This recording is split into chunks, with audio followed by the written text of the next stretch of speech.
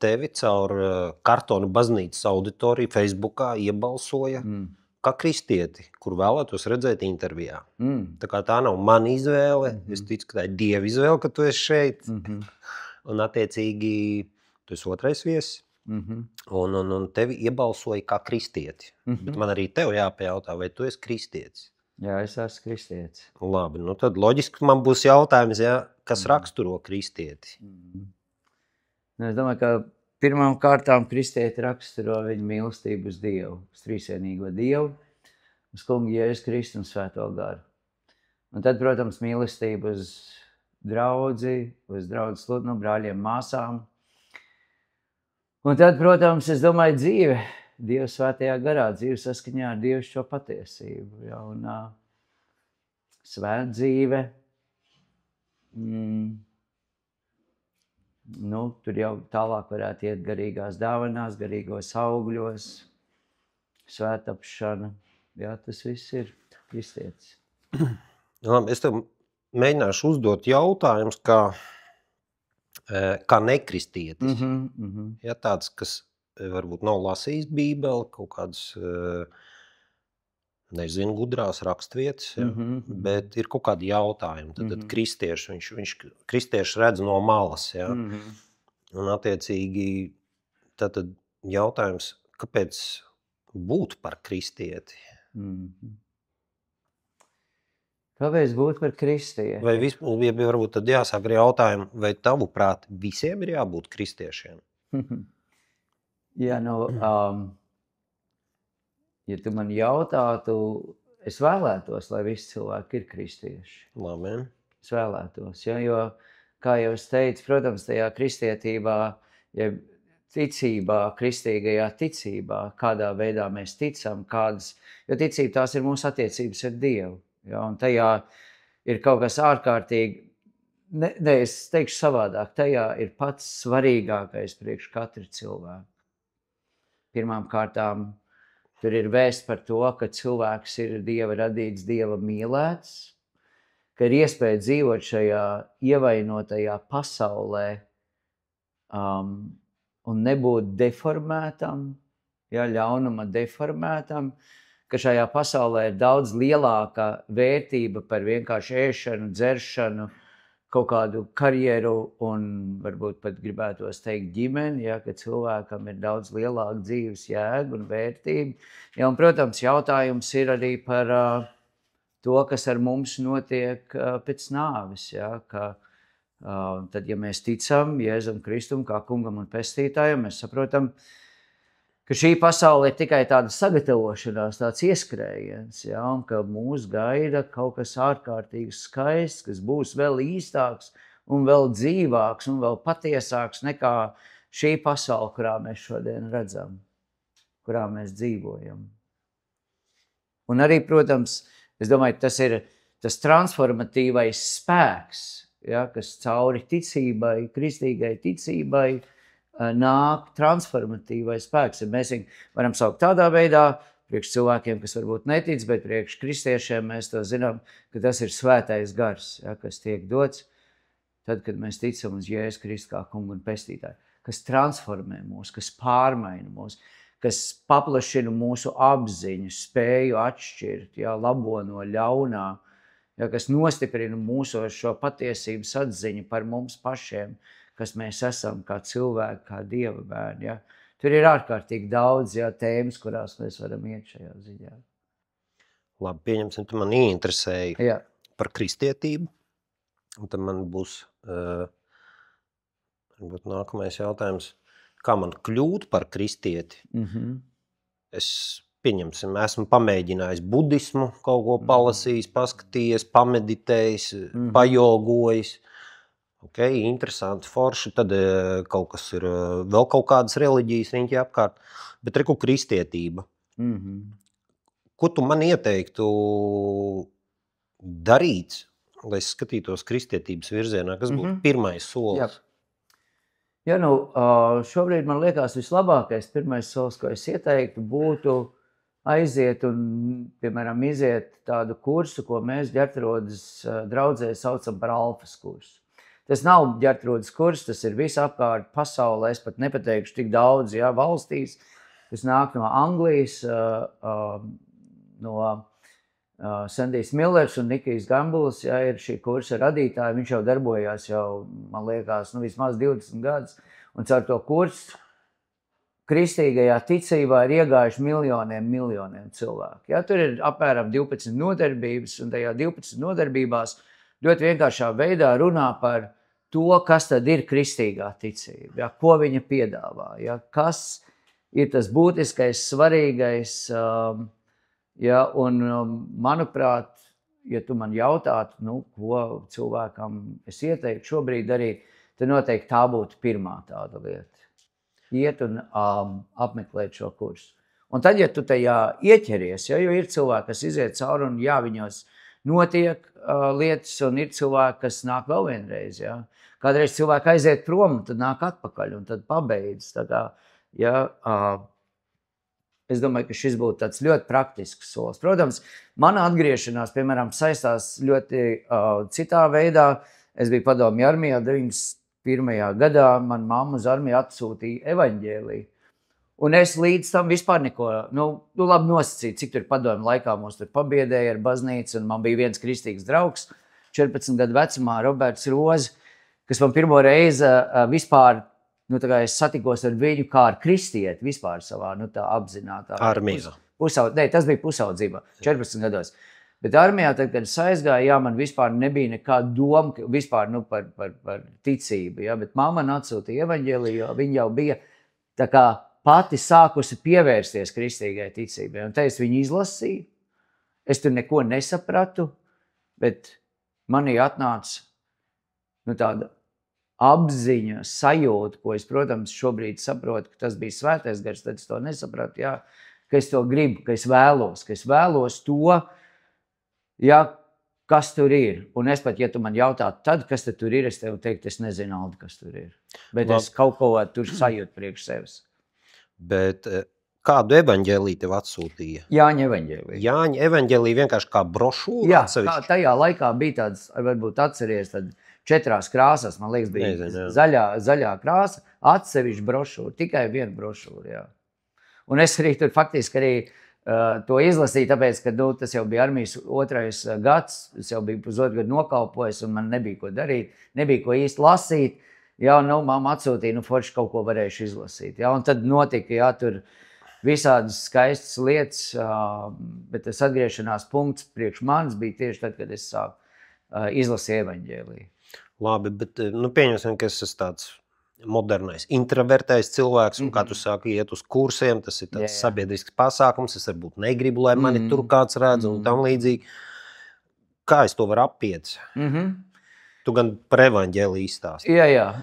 Zini, Kaldi, es domāju, ka šajā laikā ir diezgan daudz iespēju. Ja, jo, protams, arī tad, kad cilvēki nonāk līdz alfas kursam, mēs arī jautājam, kā jūs nonācāt? Nav jau tā, ka cilvēks iet pa ielu vai ieraug Facebook. Kā viņi nonāk līdz alfas kursam? Jā, un tad ir, protams, dažādi. Ja, pa lielam daudz atnāk, tāpēc, ka viņus uzaicina draugi.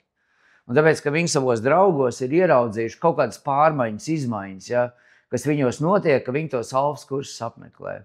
Bet ir cilvēki, kuri, piemēram, tajā pašā YouTube skatās kaut kādas lietas, kaut kādas kanāls, ja, un ka viņiem rodās, ja, šī te interese ziņkāri. Es domāju, šobrīd mēs esam tajā laikmetā, kur mēs varam tik daudz lietas atrast, paklausīties, ja, dzirdēt liecības.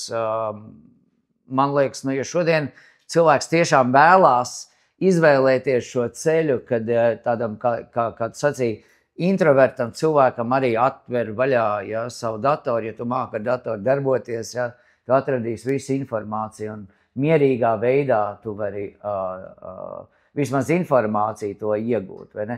Ir, piemēram, arī tādas liecības, kur cilvēki ļoti īpašā veidā Dieva svētā gara uzrunāt, ja, ka viņu kaut kāda sastapšanās ar dzīvo Dievu notiek, ka viņi vienā brīdī.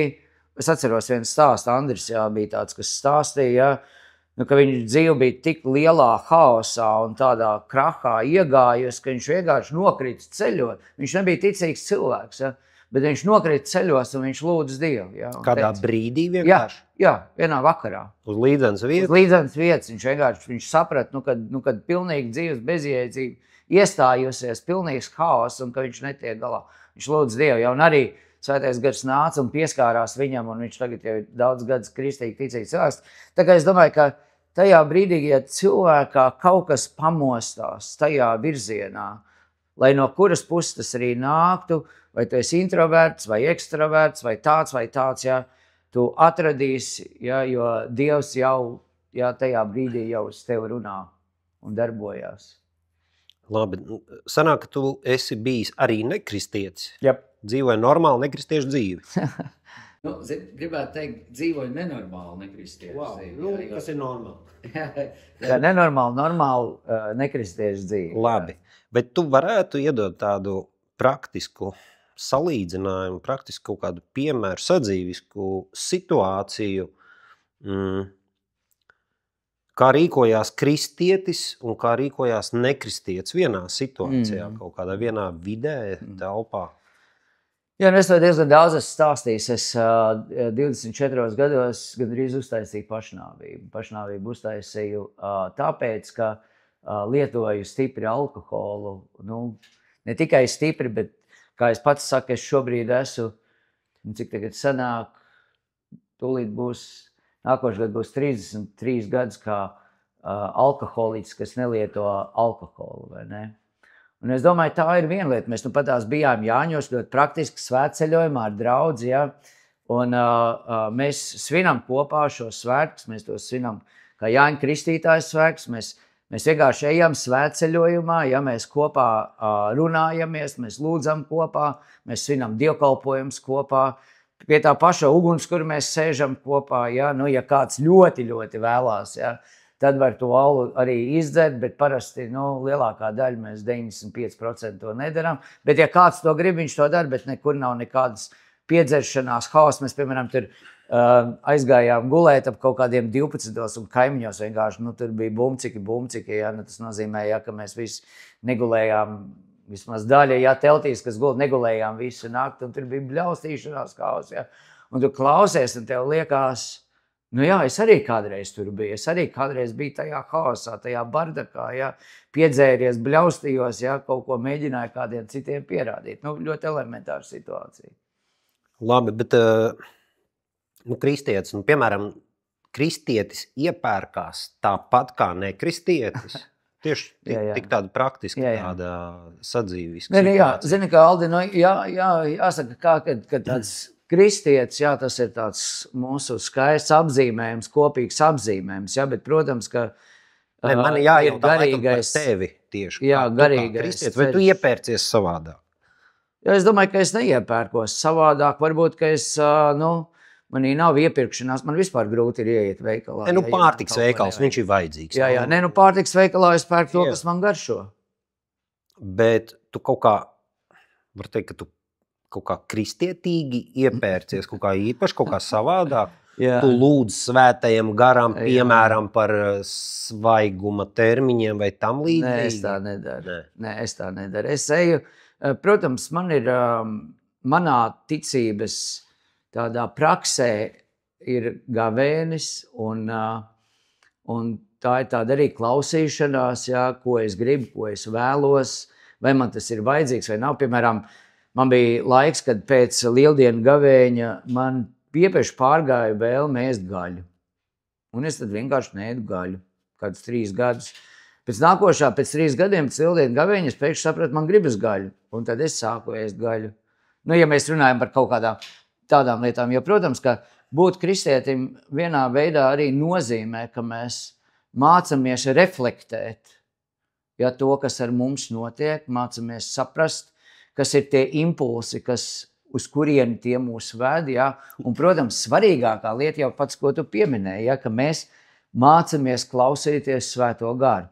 Un es nezinu, varbūt kādam ir svarīgi veikalā, ka Svētais gars saka nepēc šito vai šito. Ja? Man liekas, ka Dievs mums ir devis brīnišķīgas izvēles tiesības, ka mēs daudz ko varam izvēlēties, bet ja tu jūties nebrīvs kaut kādā veidā, ja? Nu, tad un tev jālūdz ir gudrība no Dieva, tu to vari lūgt, un mums ir apsolījums, ka Dievs gudrību dos.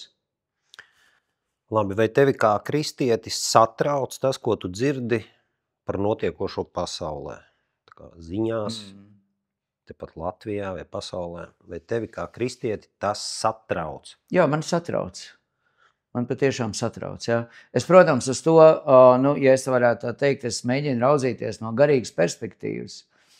Ja, kas nozīmē, ka kaut kādā veidā mēs kristieši ticam tam, kas ir rakstīts svētajos rakstos, ticam par to, ka laika beigās būs daudz satricinājumu un sakustinājumu, ja, un mēģinam izprast, ja, ko šie pasaules notikumi nozīmē. Bet, protams, no otras puses, ja, tad no manas tādas cilvēku puses, man, protams, ir satraukums par to, kas notiek Ukrainā, ja, notiek Izrēlā, ja, notiek visur pasaulē, notiek tur, kur notiek vardarbība. Man satrauc to, ka man ir bērni, ja, un es domāju par viņu drošību tā tālāk. Bet, protams, arī kā kristīgi ticīgi cilvēki, es arī apzinos, ja, kad pāri visām valda Dievs un ka ļaunums kaut kādā brīdī tiks uzvarēts. Ja, protams, mūs gaida priekšā vēl ļoti, ļoti grūts laiks, ko mēs saucam kristieši par antikrista laikmetu, ja, kad kristīgā ticība atkal tiks vajāta un noliekta, bet Dievs saviem ļaudīm dos izdzīvot arī cauri šādiem smagiem laikiem, bet mani satrauc. Vienā vārdā sakot, atbildot tev, mani satrauc tas, kas notiek pasaulē. Nākošais, kas man nāk prātā, jautājums, ko es daru ar šo satraukumu. Ja, jo arī man, piemēram, kristīgi brāļi un māsas, tad, kad Ukrainā karš sākās un mēs nezinājām, kas tur notiek, jautāja, ko mums tagad darīt? Mums braukt projām, mums palikt, ja, mēs zinām, ja, cilvēki ar ģimenēm domā, viņi grib, lai bērni būtu drošībā. Ja, un, protams, ka tajā ziņā es teicu, ka Dievs dos mums, ja mēs patiesi dzīvojam svētā garā, Dievs dos mums arī atbildi uz šiem jautājumiem. Viņš pateiks, kad ir jāiet ārā un kad ir jāpaliek. Ja. Un tā ir tā svarīgā dimensija, ka mēs tomēr pāri visām lietām nedzīvojam visu laiku tādās baiļu un šaubu, ja, vētrās, bet ka mēs mēģinām, ja, ikdienā būt attiecībās ar Dievu un klausīties, ko Dieva gars mums saka. Tā arī varētu būt kā tāda atšķirība, ja? Kristietis, nekristietis, tad kristietis satrauc pasaulē notiekošais, bet viņš par to neuztraucās. Tā sanāk, ja? Jo tu paļaujies uz Dievu. Jā. Un tas, ko mēs arī runājām, mēs kristieši neesam aicināti caur savu mācību, ja, iet ārā, ja iet projām, ja bēgt no pasaules. Ja. Ja es sacīju, jūs esat pasaules gaisma, jūs esat zemes sāls. Tad, ja mūsu aicinājums ir aktīvi līdzdalīt un iesaistīties, ja pasaulē notiekošajos procesos, ja citiem vārdiem runājot, pretdarboties, ja, vēlna, ja, plānam, ja, kuru viņš mēģina īstenot visdažādākajos veidos. Ja.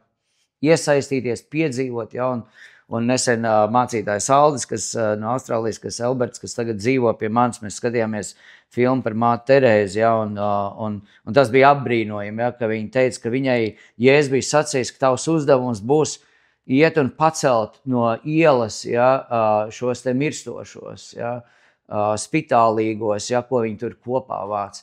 Un iedomājies, un tur ir viena tāda saruna, ja, pēc jau daudz gadiem, un kur viņai tur neļauj iet Beirutā, tur izvest bērnus ārā, jo tur ir bīstami. Viņi saka, ja es tajā brīdī nebūtu paklausījis un pacēlis pirmo cilvēku, es tagad tā kopiena ne jau tikai māte Terēze, bet tagad tā kopiena nebūtu no ielas pacēlis 46,000.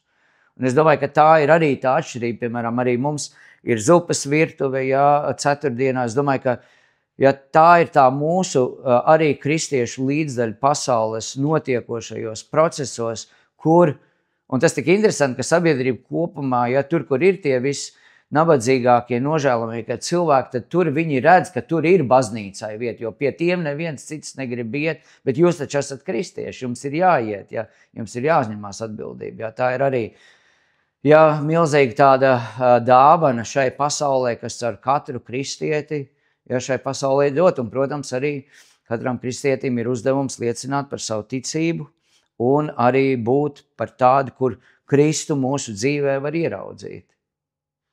Jā, tas, ko es gribēju jautāt, vai kristietim ir kaut kāda kaut kāds tā kā pienākums? Kas ir tā viņa atbildība, kad tu esi kristietis? Jā, kristiešu atbildība ir dzīvot Dievam svētu un patīkamu dzīvi. Jeb kā Romiešu vēstulē ir rakstīts, ir nododiet sevi paši par Dievam svētu un patīkamu upuri, tā lai ir jūsu garīgā kalpošana. No, kā man tas jādara? Man jāielien kaut kur dziļi kādā būdā un nedarīt nevienam pāri? Nē. Lūgt Dievu? Nē, tas ir daudz dziļāk. Jā. Pirmkārt, kā jau es saku, tā ir ļaušanās. Pirmkārt, mums ir jāiemācās paklausīt Dievam, jā, kas ir dzīve saskaņā ar dievišķo patiesību. Ja? Un mums ir jāiemācās būt attiecībā. Piedod, kur es varu uzzināt to? Dievišķo patiesību? Jā, jaunā derībā. Jaunā derībā. Evaņģēlijos, vēstulēs, jā, tā ir kristīgā mācība. Tā ir kristīga mācība. Ja, Mateja evaņģēlija beigās 28. nodaļā, Jēzus, kad viņš, ja, pirms viņš uzkāpa debesis, viņš saka, ja iet pa visai pasauli, ja, kristīdami un mācīdami turēt visu, ko es jums esmu pavēlējis. Ja. Tātad, ja tā ir tā, ja, ka mums ir jāmācās šis kristīgais dzīvesveids, un tajā piedalās, kā jau es teicu, svētais gars, lai viņš varētu piedalīties, mums ir jālasa svētie raksti, mums ir jābūt lūkšanā, mums ir jābūt sadraudzībā, savā draudzē, un katra baznīca tad arī viņai ir tā garīgā praksa, kādā veidā tā svētdzīve, svētapšana, ja, kādā veidā tad cilvēku dzīvē notiek. Bet mums ir jāaug kā garīgiem cilvēkiem. Ja? Un tad, kad mēs augam, tad arī caur to mūsu misija pasaulē, ja, viņa paplašinās un viņa pieaug. No sākuma mums ir jāaug, ja? Jāizaug. Ja? Līdz tam, piemēram, mēs skatāmies uz sportistiem. Ja? Pirms viņi iet uz sacensībām, lai kaut kā parādītu, atklātu, lai sasniegums, viņiem ir jātrenējās, vai ne? Un tikai tad, kad viņš jau ir uztrenējies, viņš iet. Bet šī treniņi, viņi priekš mums notiek arī ikdienā ļoti elementāros veidos, ja mēs mēģinām būt, būt redzīgāki, jūtīgāki, dāsnāki, rūpīgāki, mīlošāki, atsaucīgāki. Bet, kā es saku vēl vienreiz, tās ir divas lietas. Viena ir ārējā lieta, kur mēs to varam trenēt kā tādu garīgu tikumu, bet galvenā lieta ir tā, kas nāk ar laiku, caur šo svētā gara transformatīvo darbību, ja, kad mēs sevi šo mīlestības dabu izkopjam un ļaujam sev dzīvot šajā pasaulē caur Kristus dabu, caur Kristus prātu, jeb Kristus mīlestības dabu.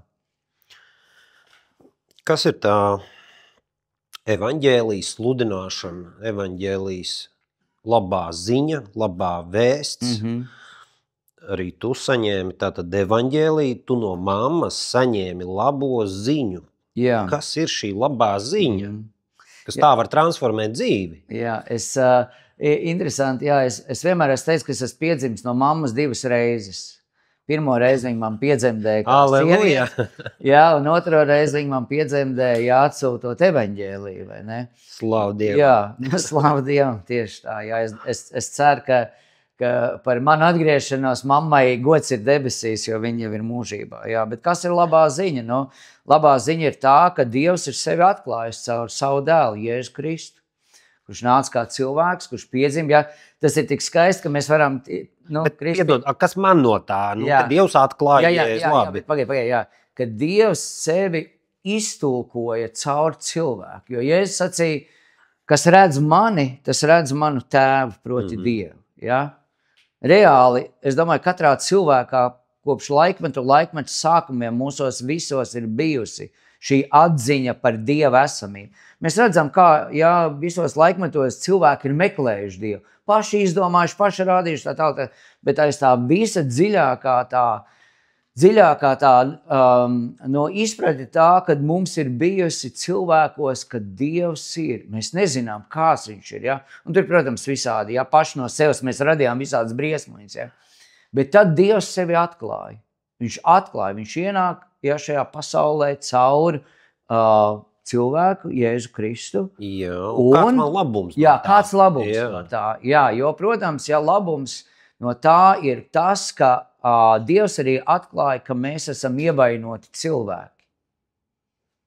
Ja, ka mēs esam ievainoti cilvēki. Apostuls Pāvils, viņš saka, labu darīt mums ir dots, ja, bet labo, ko mēs gribam darīt, to mēs neizvēlamies, bet slikto, ko mēs negribam, to mēs izvēlamies. Ja.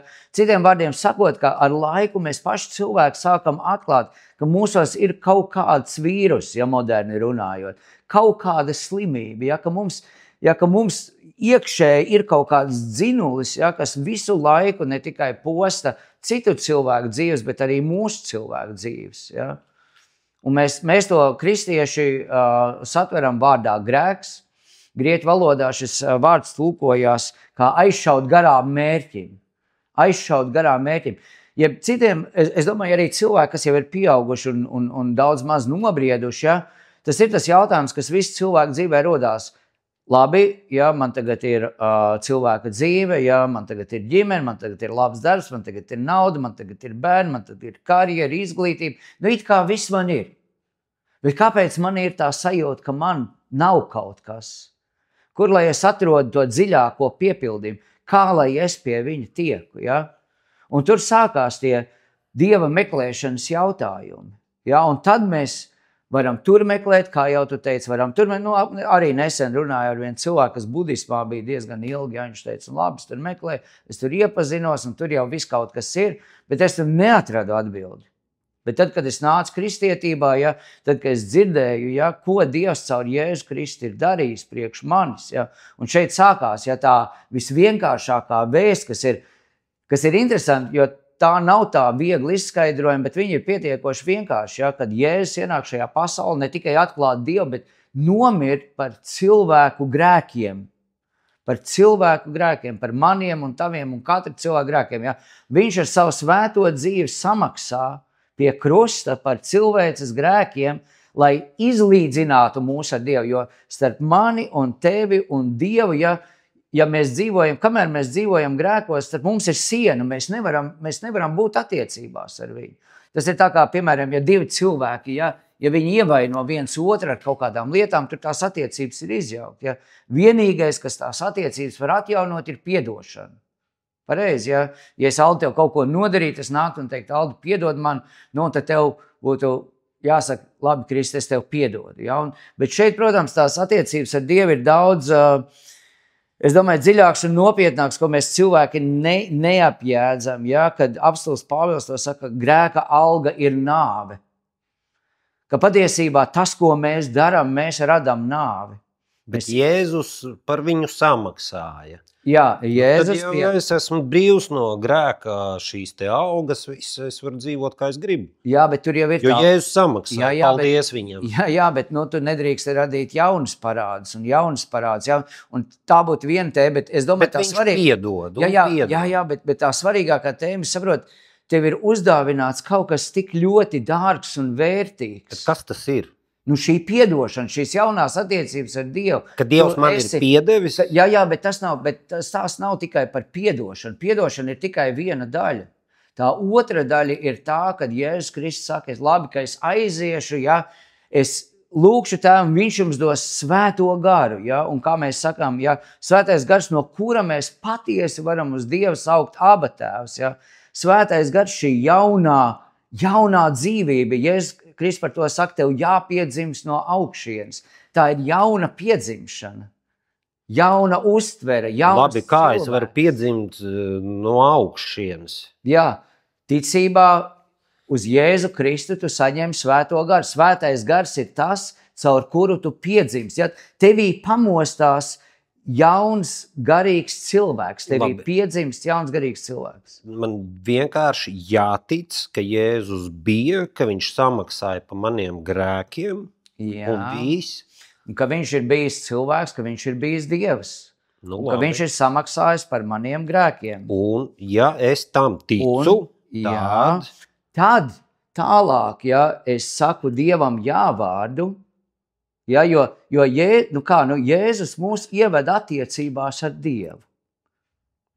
Jēzus mūs ieved attiecībās ar Dievu. Tātad, ja es ticu Jēzum, tad es ticu tam, ko viņš saka, un tas ir tas, kas ved mani attiecībās tālāk ar Dievu.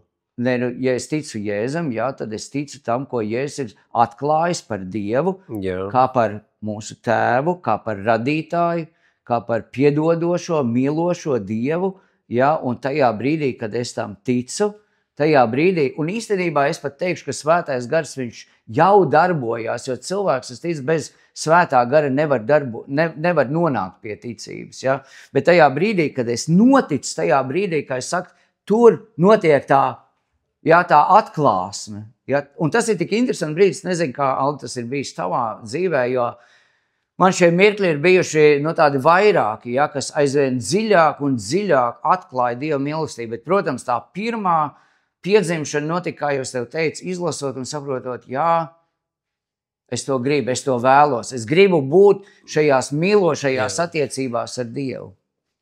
Man atklāsme notika caur Dievu vārdu, lasot Bībeli. Aha. Gluži tāpat kā tev, ja, tad caur evaņģēliju. Un cik es zinu vēl cilvēkus, tad, principā, visiem caur Dievu vārdu tas ir noticis. Jā, bet apostuls Pāvils arī saka, ka ticība nāk no sludināšanas. Tātad, ja sludināšana ir, vai mēs pasludinam vārdu, ja mēs stāstam vārdu, evaņģēliju, ja, vai arī mēs lasām vārdu. Jo vārda lasīšana jau arī ir, ka Bībele tev sludina, viņa tev liecina, ja, par patiesību. Un Bībelē, tāpēc tas ir Dieva vārds, tur darbojās svētais gars. Un svētais gars pieskarās cilvēku sirdīm, un vienā brīdī cilvēks saka, jā, es ticu. Es ticu, ka Jēzus Kristus ir Dieva dēls, es ticu, ka viņš ir atklājis Dievu, kas mani mīl, es ticu, ka tagad, lai man būtu šīs attiecības ar Dievu Jēzum Kristum, ir jāmirst pie krusta, jāpaņem mani grēku uz sevi, lai es varētu būt tajās attiecībās. Un tad, kad svētais gars manī ienāk, tur jau notiek tas fenomens, ja? Tas ir tā kā, es nezinu, Aldi, es domāju, mēs esam pieauguši cilvēki, mēs tā varam runāt, tad, kad tu iemīlies patiesi no sirds kādā cilvēkā, pati mīlestības daba tev saka, ko tev vajag darīt un ko tev nevajag darīt, lai šo mīlestību neievainot. Pareizi. To var salīdzināt, ka tas ir kaut kāds tā kā brīnums notiek. Šī te atklāsme ticībā, piemēram. Absolūti. Es domāju, ka katrs cilvēks, kurš tic, viņš ir piedzīvojis šo brīnumu. Jo mēs nevaram paši ar savu spēku, ar gudrību, ja mēs nevaram nonākt pie tādas ticības. Es nevaru rīt 9 no rīta sākt ticēt. Varbūt 8, rītīgi agri. Zini, ja tu varbūt lūksi par to ļoti, ja tu gribi tieši tādā veidā Dievs varbūt dos ticības, ja? Bet es domāju, tas jau ir skaisti, kad mēs varam redzēt, ka cilvēki nāk tik apbrīnojami pārsteidzošos veidos. Ka būtu jauki, Aldi, es arī kā mācītājs gribētu, ka būtu recepte, ja? Es tagad izrakstu receptā, Aldi, lūdzu, ja tu tagad to darīsi, tu tagad nonāksi pie ticības. Tā tas nenotiek, ja? Dievs ir brīnum Dievs, viņš ir noslēpumains un viņš mūs pieved, ja, tam brīdim, sagatavotam brīdim, es ticu, un kādreiz viņš tieši tāpat kā Jēzus saka, ja kāds ir, ja tā viena no 99 avīm noklīdz, kaut kur aizmaldījies projām, vispār džungļos, ja tur kaut kādās, ja, un tur Dievs viņu atrod, nevis cilvēks atrod Dievu, bet Dievs viņu atrod, ja. Man liekas, ka tas ir tik skaisti, ja, ka kādreiz mums liekas, es nācu pie ticības, tas bija, ja. Īstenībā Dievs mums atrod. Tātad nevis es atrodu Dievu, bet Dievs mani atrod. Jā, Dievs ir nācis pasaulē, lai mūs atrastu. Katru vienu. Sastaptu. Bet jāmeklē viņš mums ir.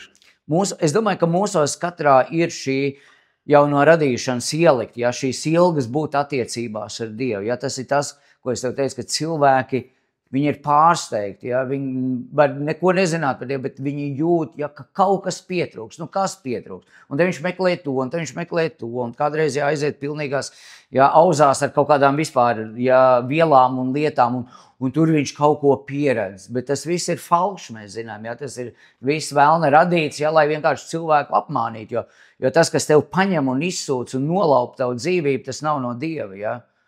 Attiecības ar Dievu viņus dara dzīvāku, īstāku, brīvāku, ja? Mīlošāku, redzošāku. Ja? Tur ir tik daudz vērtīgu lietu, ko Dievs tev iedod līdz tavai jaunajai piedzimšanai. Labi. Tavuprāt, Dieva vārds, Bībele, vai tā ir absolūtā patiesība?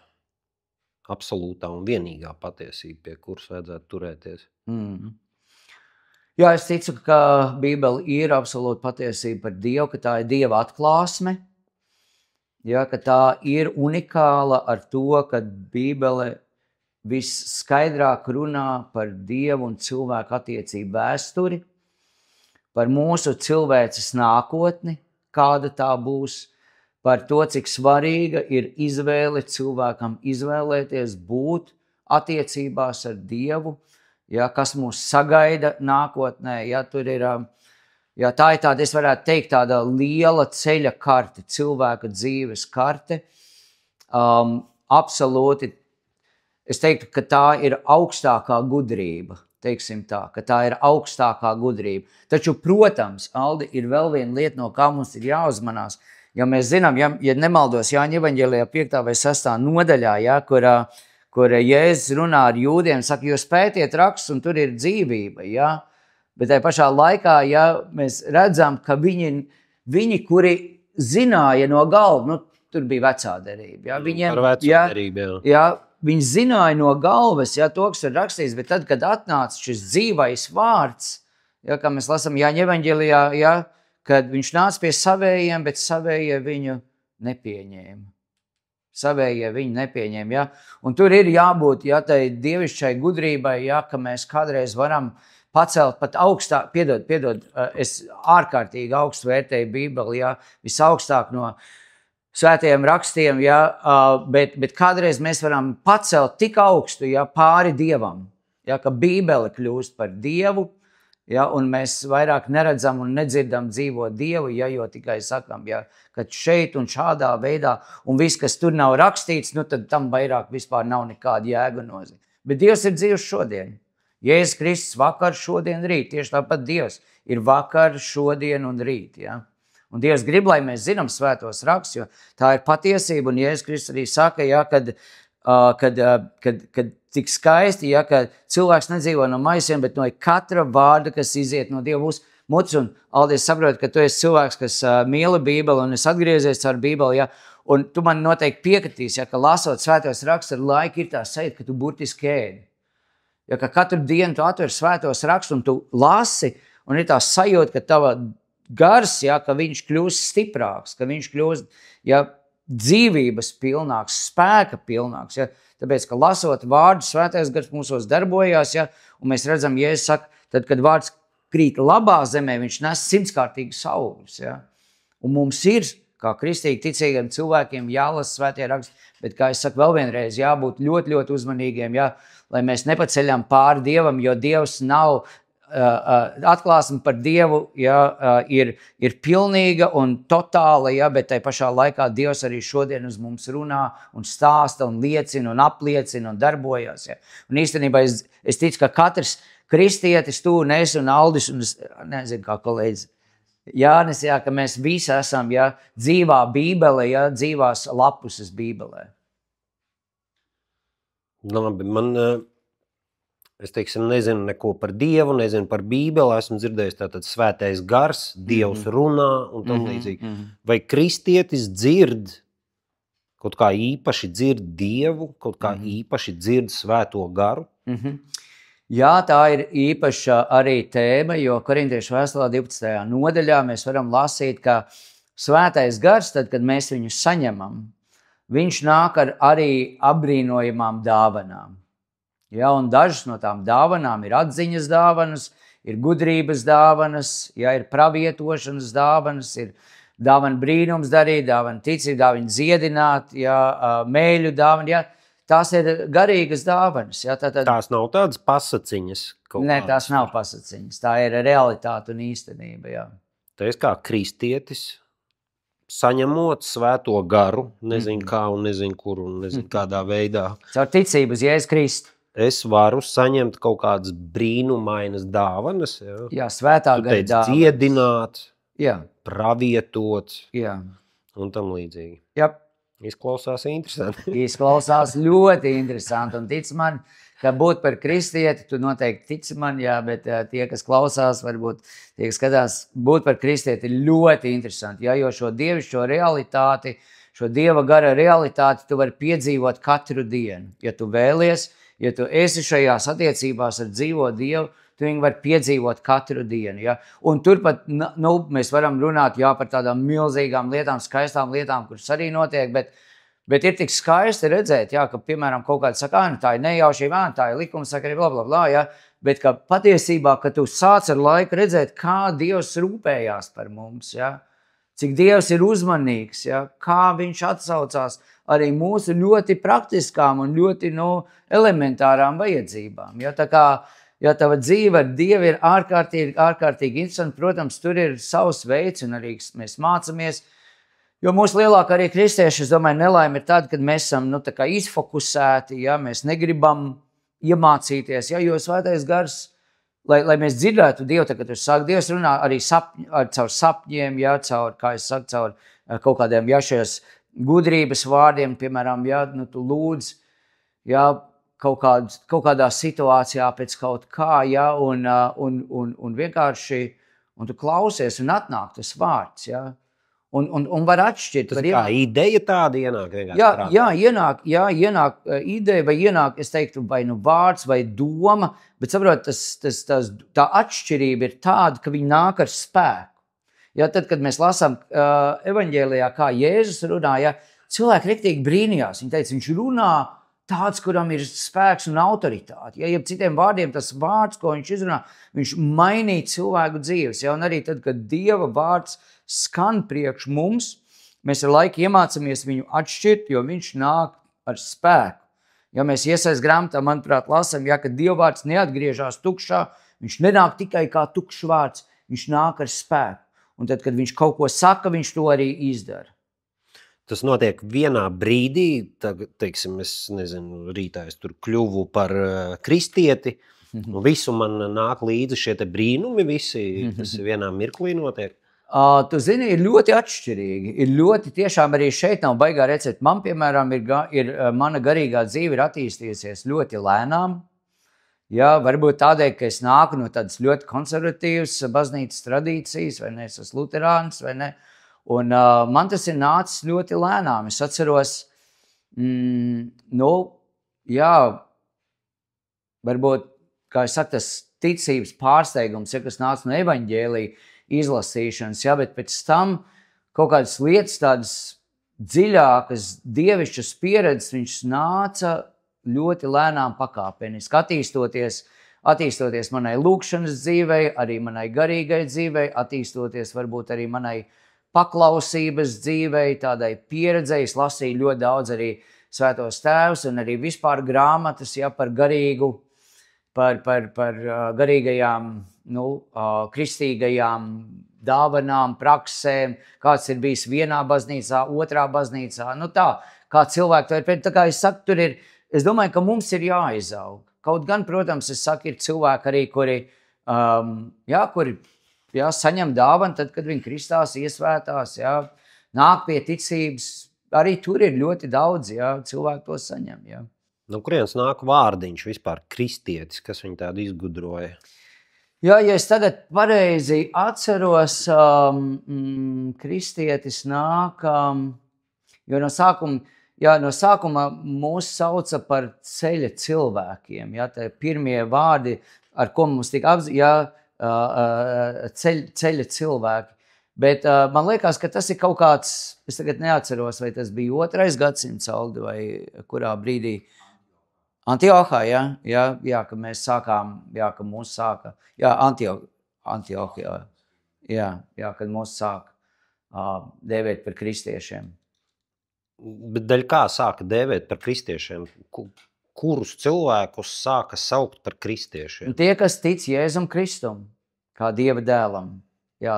Tas ir tas, kādēļ sauc par kristiešiem. Labi, kā viņi zināja, ka viņi tic Jēzum Kristum? Tāpēc, ka tā jau kā apostols Pāvils, tad, kad viņš ierodās Korintā, viņš saka, ka es neko citu negribēju zināt, kā tikai Jēzus Kristus krustā sisto.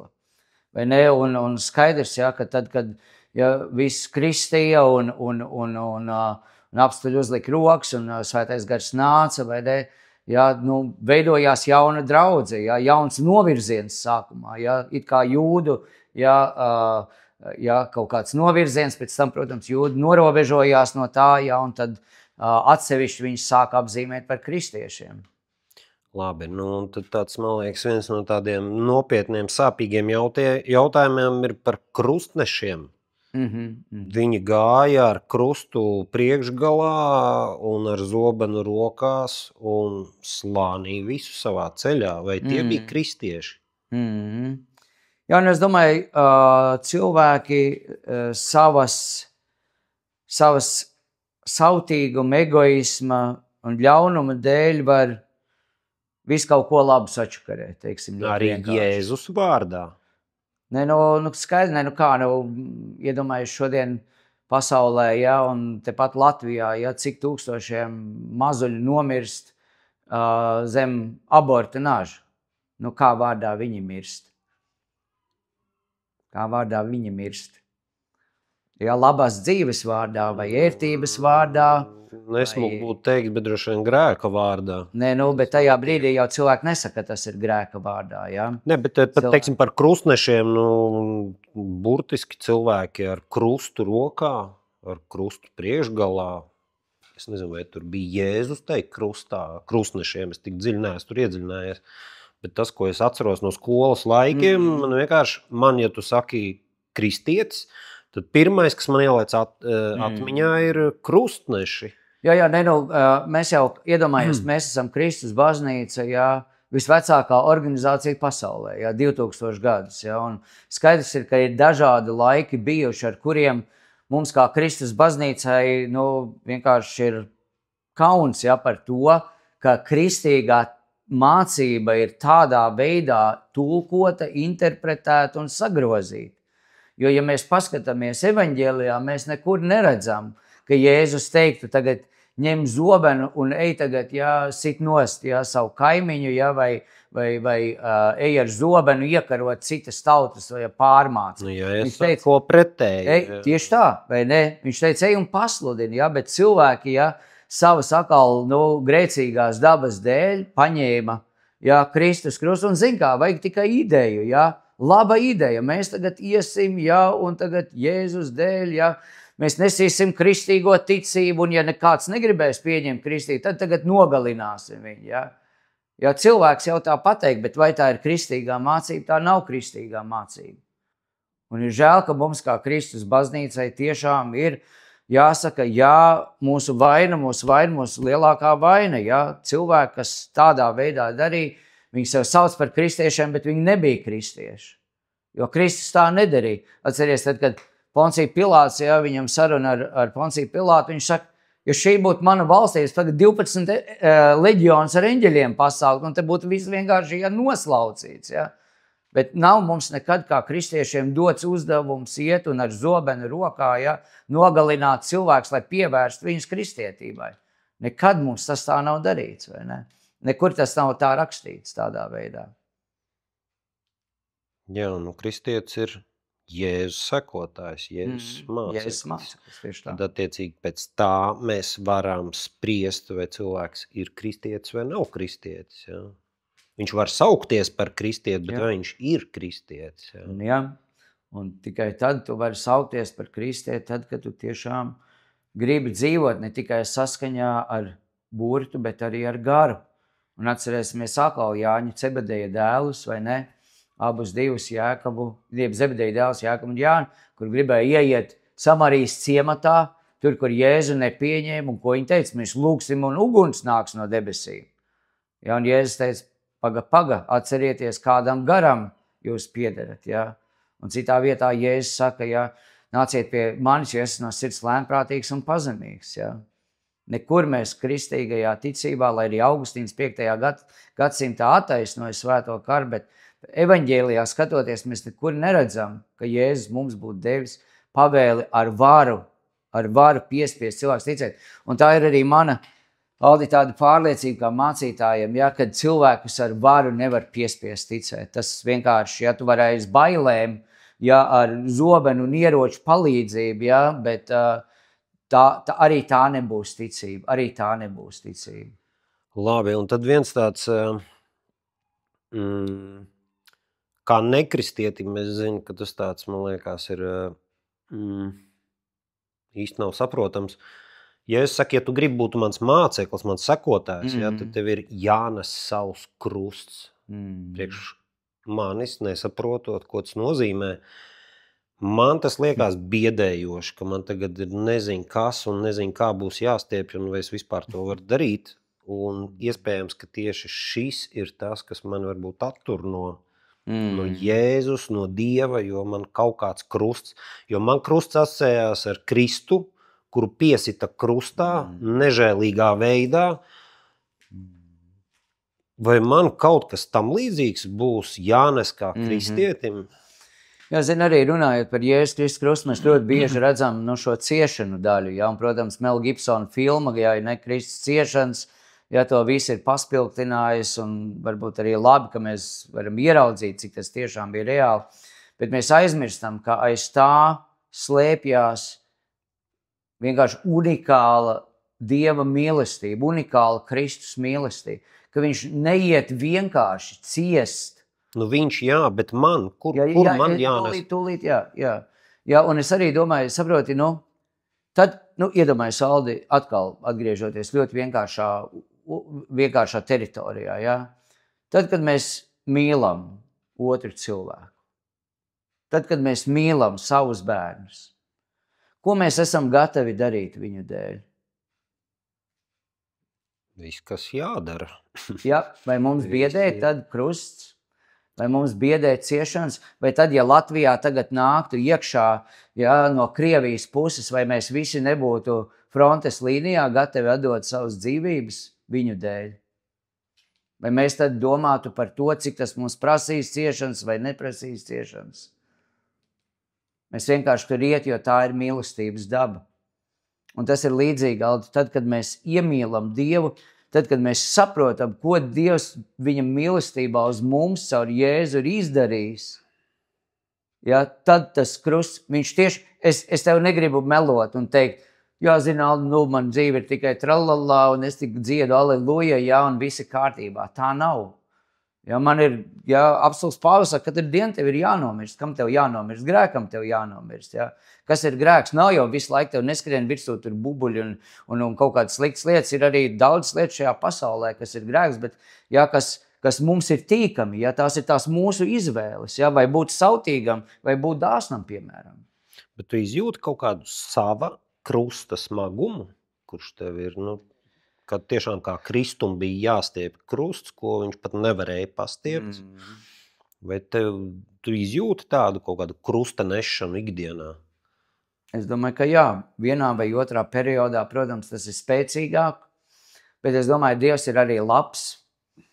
Un šajā ziņā, kad tu saki, Kristus nevarēja panest krustu un viņam nāca, Kirēnai Simenes palīgā. Un es domāju, tā labā ziņa ir tāda, ka mūsu Kristus nes vairāk nekā mēs paši savējo. Kristus saka, ka viņa nasta ir viegla un tīkama, lai mēs savas nastas viņam atdodam. Jā.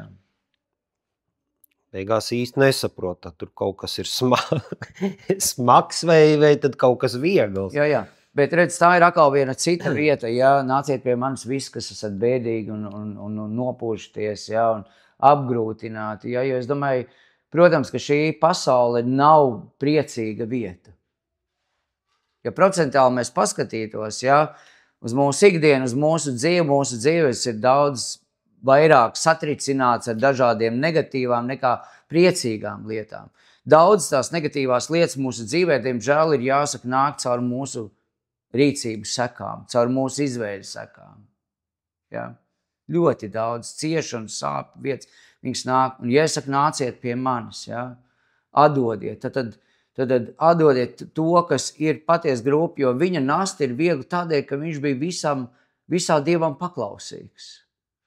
Visā Dievam paklausīgs, Viņš bija lēnprātīgs un pazemīgs, viņš pieņēma, ja, kā Dievs viņu vadīja, un tā ir tā kristiešu, es gribētu teikt, bet tur, protams, ir tā miršana, ja, kamēr tu nonāc tajā paklausības vietā, bet ja tu nonāc un uzticies Dievam un ieraug, kā Dievs par tevi gādā, tad tur arī ienāk tas dzīves vieglums, tas ienāk prieks, jo tu zini, ka Dievs par tevi rūpējas. Jebkurš var nākt pie Dieva, jebkurš cilvēks, jebkurā brīdī. Jebkurā brīdī. Es vienkārši zinu, es esmu sarunājies kaut kādiem cilvēkiem, kuri viennozīmīgi, pirmais, ko viņi pasaka, kad, man jau pie Dieva nav ko darīt, es esmu tādas lietas sastrādājis. Vai tā ir, ka kāds nevar tikt pie Dieva? Nezinu, kādas lietas sastrādājis.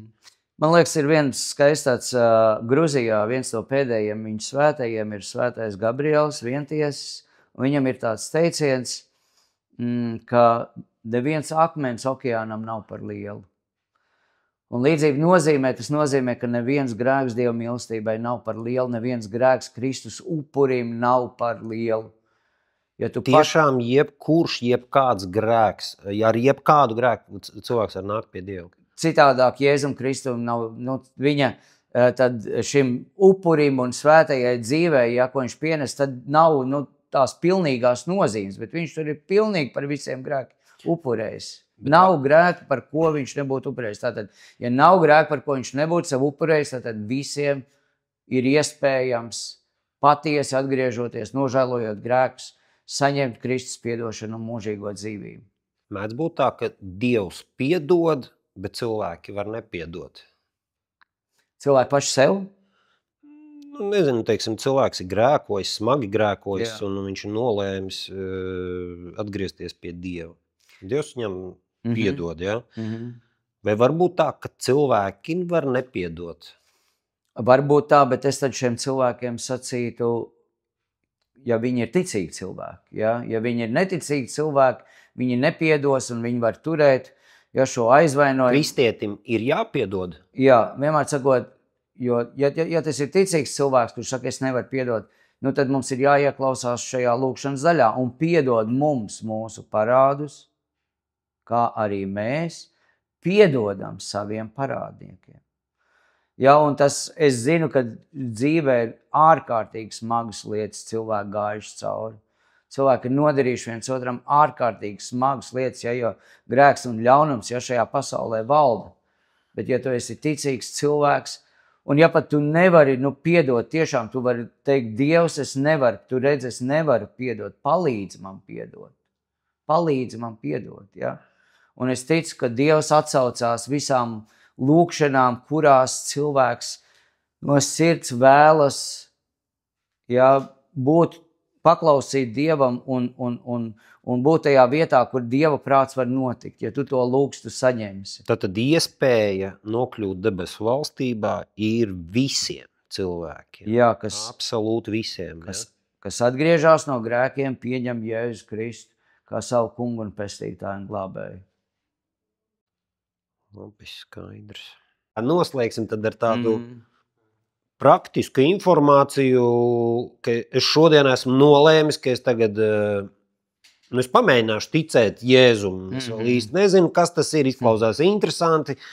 Tad ko man darīt pirmais solis? Jā. Es domāju, ir vairākas iespējas. Mēs jau tām pieskārāmies sarunas, man liekas, pirmajā daļā. Jā. Kā tu pats, Aldi, teici, ka tava atgriešanās un arī mana atgriešanās lielā mērā bija saistīta sāk lasīt evaņģēliju. Ja? Tagad ir arī daudz iespējas, ja ir kaut kādi, var paskatīties, no kuras puses, tu faktiski gribi tam tuvoties. Ja? Ir cilvēki, kas ir teikuši, piemēram, nākuši arī pie manis kā pie mācītāja. Ja? Es gribu parunāt, kur es esmu, ja? Kā lai es saprotu. Nav jau jānāk visiem pie manis, ja es saku vienkārši, ka acīm redzot kaut kādās pilsētās vietās, ja ir mācītāji, kur tu vari aiziet un arī parunāt. Un es ticu un ceru, ka tas mācītājs būs gatavs ar tevi runāties un ieteikt to tavu ceļu.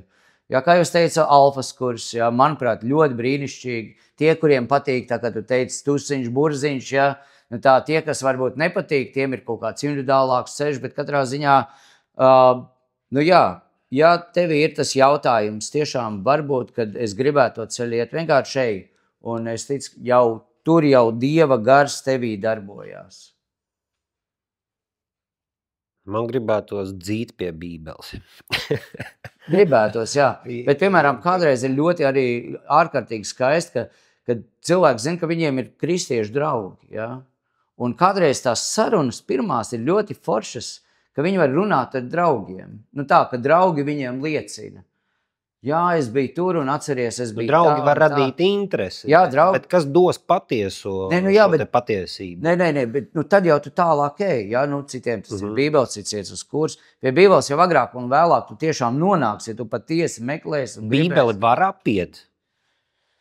Zini kā... Iztikt bez. Nē, zini kā var teikt, pirmajos gadsimtos jau Bībeles nebija. Tāpat cilvēki kļūst ticīgi cilvēki, jā. Kāpēc viņi kļūst ticīgi cilvēki? Tāpēc, ka apustuļi gāja, pēc tam arī ticīgie gāja un sludināja Dievu vārdu. Kā es saku vēl vienreiz, Dieva vārds jau ir darbīgs. Viņš ir, ja mēs iziet, mums nebūtu ar tevi pie tā Bībeli, bet mēs iet, piemēram, aiziet pie kādas tautas un stāstīt viņiem, ka Jēzus Kristus ir kungs, un ka viņš ir atklājis, es ticu, ka Dievs tur darbotos. Bet, protams, ka mums šodien ir tā absolūtā priekšrocība, ka mums ir Bībele. Gal galā, ja mēs paskatāmies, kad tad Bībele vispār kļuva pieejama, 15.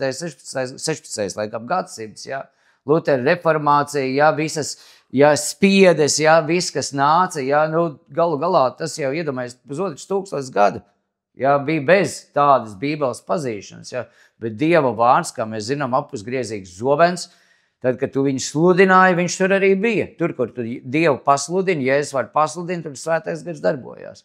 Bet šodien tā, protams, ir absolūta priekšrocība, ka mums ir Bībele, ka mēs varam viņu lasīt, un tā kā iegremdēties tajā dievišķajā patiesībā. Jo, ja es saku, tu atzīst patiesību, un patiesību dara brīvu. Un arī garīgā patiesība ir vajadzīga, lai būtu garīgajā cīņā, jo mūsos ir daudz melu.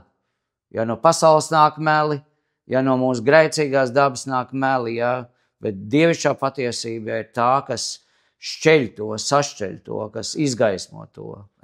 Tā kā es arī gribētu visus tajā virzienā dzīt, bet es saku vēlreiz... Dzenam, bet es saku, tas ir skaisti, ka Dievs arī darbojās, tik daudz pārsteidzošos veidos, arī liecinot, sakot liecības, un tā. Bet, kā jau es teicu, ja cilvēks sāk ticēt, viņš nonāks pie Bībeles. Amen. Amen.